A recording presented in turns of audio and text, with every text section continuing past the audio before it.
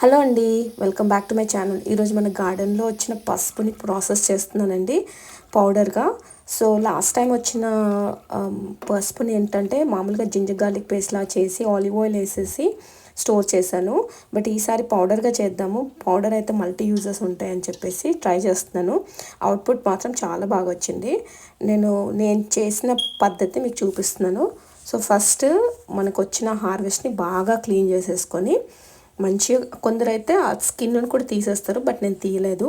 So అలానే క్లీన్గా wash చేసేసి తర్వాత దాన్ని ఉడకబెట్టాలండి. ఉడకబెట్టడము మరీ సాఫ్ట్ కాకుండా మరీ హార్డ్ కాకుండా మనకి ఫోక్ పెడితే మనకి లోపలికి వెళ్ళిపోవాలన్నమాట, అలా చేయాలి.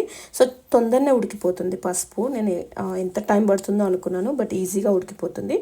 ఆ ఉడికిపోయిన తర్వాత దింపేసి మనం ఐస్ క్యూబ్స్ అన్నా లేకపోతే కోల్డ్ వాటర్తోనన్నా మంచి వాష్ చేసుకోవాలండి. సో అలా, ఎందుకంటే ఆ కుకింగ్ ప్రాసెస్ స్టాప్ అయిపోతుంది అనమాట. సో అలా నేను మంచిగా క్లీన్ చేసుకున్నాను. ఒక 2-3 టైమ్స్ మంచిగా వాష్ చేసేసి అది కోల్డ్ అయిపోయిన తర్వాత కొంచెం అలా గాలికి వదిలాను అనమాట, ఎందుకంటే అవి వాటర్ అంతా వెళ్ళిపోతుంది. సో ఎందుకంటే మనం అలా ఉన్నప్పుడే మనం గ్రేట్ చేసామనుకోండి, కొంచెం వాటర్ అంతా అట్లా సాగీ లాగా కనిపిస్తుంది కదా, తొందరగా ఆరదు కదా. సో అందుకని అది కొంచెం సేపు ఆరబెట్టేసి ఒక హాఫ్ అన్ అవర్ తర్వాత వాటిని అలా గ్రేట్ చేసుకున్నాను అనమాట, చిప్స్ లాగా గ్రేట్ చేసుకున్నాను. మనము గ్రేట్ తక్కువ ఎంత సన్నగా చేసుకుంటే అంత తొందరగా ఈజీగా డ్రై అయిపోతాయి అనమాట. అందుకనే ఆ పద్ధతి.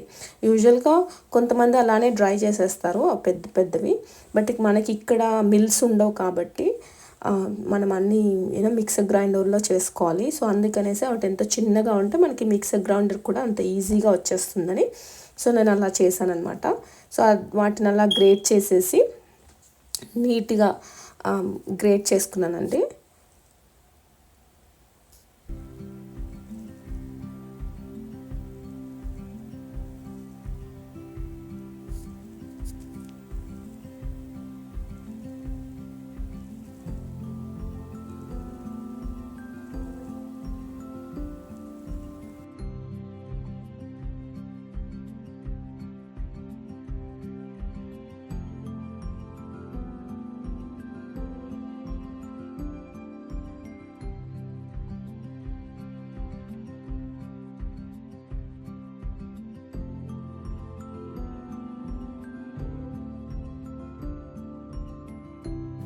అలా గ్రేట్ చేసేసానండి. గ్రేట్ చేసేసిన తర్వాత దాన్ని బేకింగ్ ట్రే పైన తీసుకున్నాను, ఎందుకంటే మనకి ఇక్కడ అంత సన్ను సమ్మర్లో అయితే బాగా వస్తుంది. ఇప్పుడు ఇంకా స్ప్రింగ్ కాబట్టి అంత హెవీ సన్ అయితే ఉండదు.